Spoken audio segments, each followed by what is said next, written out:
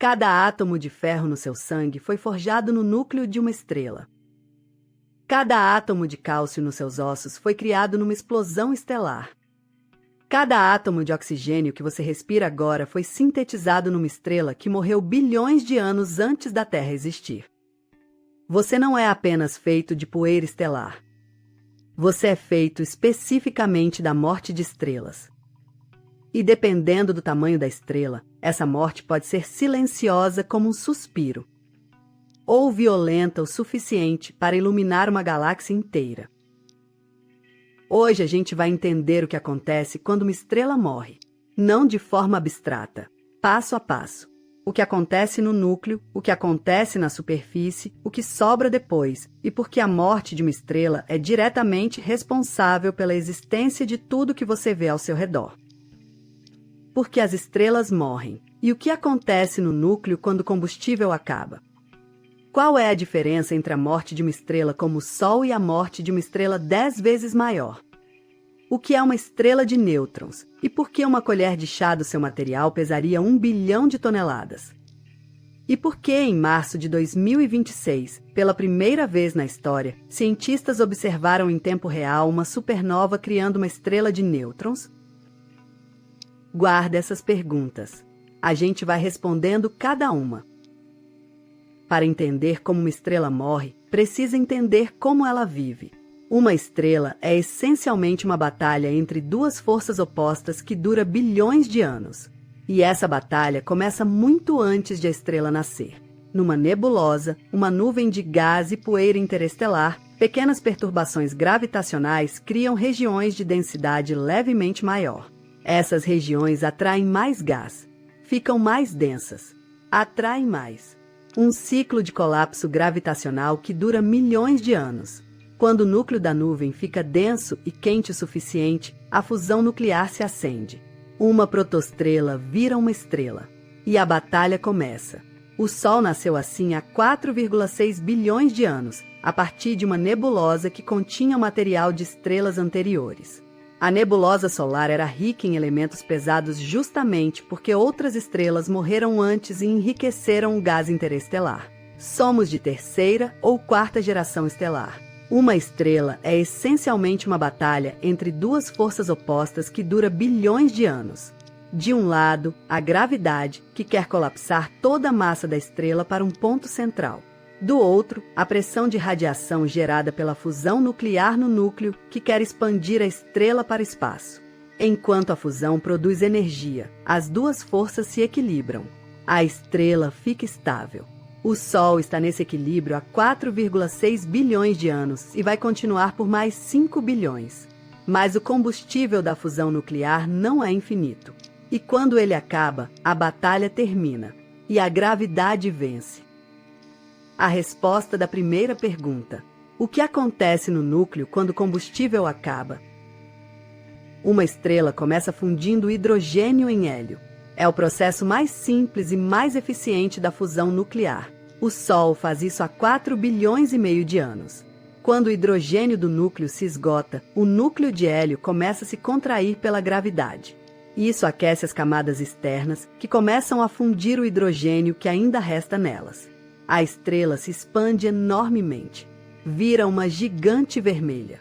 O Sol, daqui a 5 bilhões de anos, vai se expandir até engolir a órbita de Mercúrio, Vênus e provavelmente a Terra. A superfície do Sol vai chegar onde a Terra está hoje. Mas muito antes disso, daqui a 1,1 bilhão de anos, o Sol já será 10% mais brilhante que hoje.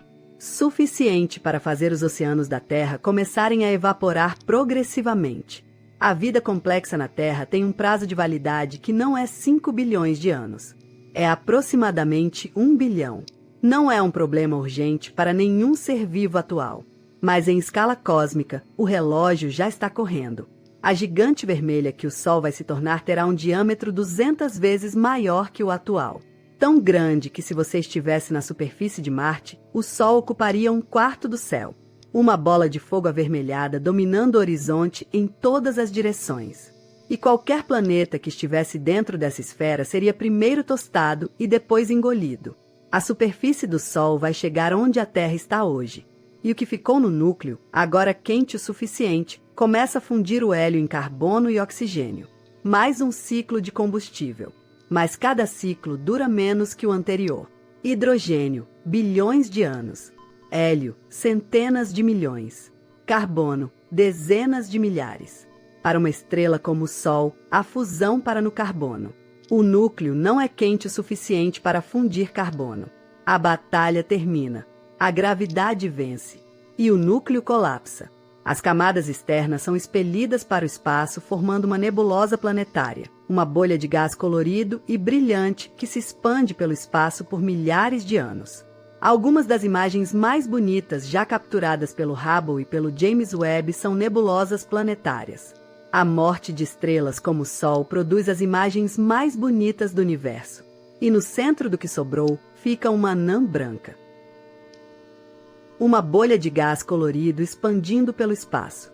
O último suspiro de uma estrela que ardeu por bilhões de anos. Segunda resposta: a morte violenta. O que acontece quando uma estrela muito maior morre? Estrelas com mais de 8 vezes a massa do Sol têm combustível suficiente para ir além do carbono. Fundem carbono em neônio, neônio em oxigênio, oxigênio em silício e silício em ferro. E aqui está o limite absoluto da fusão nuclear. O ferro é o elemento mais estável do universo. Fundir ferro não libera energia, consome energia. Quando o núcleo de ferro se forma, a fusão nuclear para instantaneamente, não gradualmente, instantaneamente. Em menos de um segundo, o suporte que segurava a estrela desaparece. A gravidade colapsa o núcleo de ferro, que tem o tamanho da Terra, para uma esfera de 20 km de diâmetro em 0,1 segundo. Em 0,1 segundo. A velocidade do colapso é 1/4 da velocidade da luz. A densidade fica tão extrema que elétrons e prótons se fundem formando nêutrons. O colapso repentinamente para, como uma parede. E a onda de choque resultante explode para fora com a energia de 10 elevado à 44ª potência joules. Uma quantidade de energia que ilumina mais que uma galáxia inteira por semanas. É uma supernova, a explosão mais poderosa do universo depois do Big Bang. Para ter uma noção da escala, nos primeiros 10 segundos de uma supernova, ela libera mais energia do que o Sol vai emitir em toda a sua vida de 10 bilhões de anos. Em 10 segundos. Toda a energia de 10 bilhões de anos de um Sol em 10 segundos. E 99% dessa energia não vai nem para a luz. Vai para neutrinos, partículas subatômicas que atravessam tudo quase sem interagir com nada. Quando a supernova SN 1987 a explodiu na Grande Nuvem de Magalhães em 1987, a 160 mil anos-luz de distância, detectores de neutrinos na Terra captaram um pulso de neutrinos horas antes de qualquer luz ser visível. Os neutrinos da explosão chegaram antes da luz porque a luz ainda estava sendo bloqueada pelas camadas externas da estrela. A supernova mais próxima detectada nos últimos 40 anos mandou um sinal de neutrinos que atravessou 160 mil anos-luz e ainda foi detectado aqui. Em março de 2026, uma supernova chamada SN 2022Li, descoberta por um astrônomo amador da África do Sul chamado Berto Monard em 2022, forneceu a primeira evidência direta observada em tempo real de uma supernova deixando para trás uma estrela de nêutrons. Durante 43 anos, os cientistas sabiam que supernovas criavam estrelas de nêutrons, mas nunca haviam observado isso acontecendo em tempo real. Até agora. Terceira resposta: a estrela de nêutrons. O que é uma estrela de nêutrons e por que uma colher de chá pesa 1 bilhão de toneladas? O que sobra no núcleo após uma supernova de tamanho médio é uma estrela de nêutrons. Um objeto com massa maior que o Sol comprimido numa esfera de 20 km de diâmetro, menor que a cidade de São Paulo. Para ter noção da densidade, se você pegasse toda a massa do Sol e comprimisse até o tamanho de uma cidade pequena, teria uma estrela de nêutrons. Uma colher de chá do material de uma estrela de nêutrons pesa 1 bilhão de toneladas. A pressão dentro de uma estrela de nêutrons é tão extrema que os nêutrons ficam empacotados tanto quanto fisicamente possível antes que a própria mecânica quântica impeça mais compressão. A superfície de uma estrela de nêutrons tem temperatura de 1 milhão de graus e gira rápido, muito rápido. O pulsar mais rápido conhecido gira 642 vezes por segundo. 642 rotações completas em 1 segundo. Um objeto com a massa do Sol girando 600 vezes por segundo, emitindo feixes de rádio e raios-x a cada rotação, como um farol cósmico que pulsa com precisão de relógio. Os primeiros pulsares detectados em 1967 foram tão regulares que os cientistas pensaram por alguns dias que eram sinais de civilizações extraterrestres. Chamaram temporariamente de LGM-1, de Little Green Men, Homenzinhos Verdes, até entender que era física extrema, não alienígenas. E estrelas de nêutrons podem se encontrar. Quando duas estrelas de nêutrons orbitam uma ao redor da outra num sistema binário, emitem ondas gravitacionais que lentamente retiram energia do sistema. As duas espiralam uma em direção à outra durante milhões de anos. E quando colidem, num evento chamado quilonova, a explosão é tão poderosa que produz elementos mais pesados que o ferro, incluindo ouro, platina e outros metais preciosos. Todo o ouro no universo foi criado em colisões de estrelas de nêutrons. A quilonova de 2017, observada pelo LIGO e por telescópios ao redor do mundo, produziu numa única colisão uma quantidade de ouro equivalente a 10 vezes a massa da Terra inteira, num único evento de segundos. Mais ouro do que existe em toda a história da mineração humana multiplicado por bilhões. O universo é um produtor extravagante de metais preciosos.